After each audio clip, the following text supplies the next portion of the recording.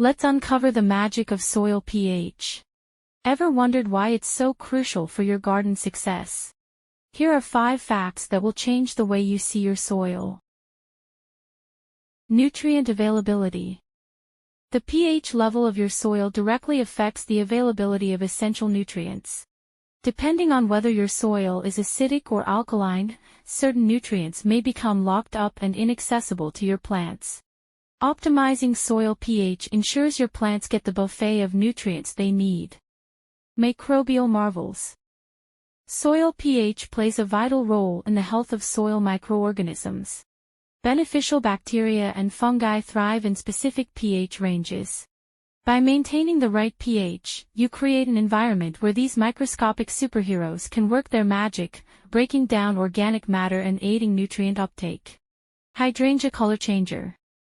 The pH of your soil can even influence the color of your hydrangea blooms. In acidic soil, hydrangeas tend to produce blue flowers, while alkaline soil results in pink or even red blooms. It's like having a color-changing garden.